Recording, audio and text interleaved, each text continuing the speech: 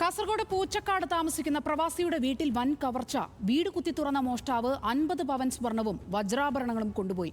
Bickle police കേസെടുത്ത് അന്വേഷണം ഊർജിതമാക്കിയിട്ടുണ്ട്.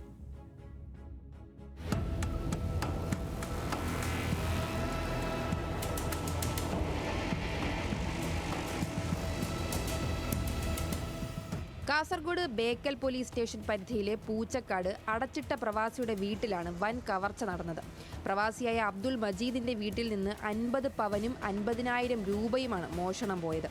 വീട്ടിലുള്ളവർ ബന്ധുവീട്ടിൽ പോയ സമയത്തായിരുന്നു കവർച്ച.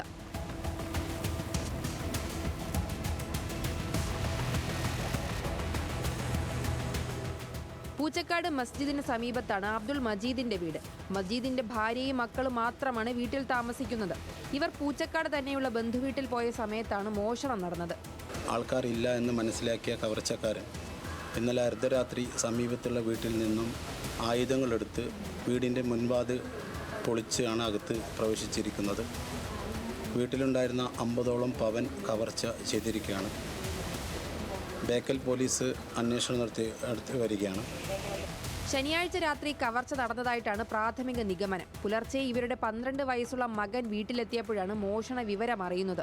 മുൻവാതിൽ പൊളിച്ച നിലയിലായിരുന്നു. ബെഡ്റൂമിലെ അലമാരയിൽ നിന്നാണ് സ്വർണ്ണാഭരണങ്ങൾ മോഷ്ടിക്കപ്പെട്ടത്. അലമാരയിലെ സാധനങ്ങൾ വാരി വലിച്ചിട്ട നിലയിലായിരുന്നു. അടച്ചിട്ട ബെഡ്റൂം വാതിലിന്റെ പൂട്ടും തകർത്തിരുന്നു.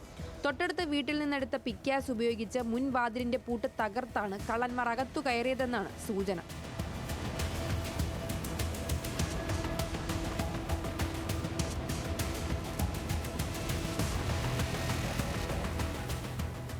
സംഭവത്തിൽ ബേക്കൽ പോലീസ് കേസെടുത്ത് അന്വേഷണം ആരംഭിച്ചു. ഫോറൻസിക് സംഘം വിശദമായ ശാസ്ത്രീയ പരിശോധന നടത്തിയിട്ടുണ്ട്.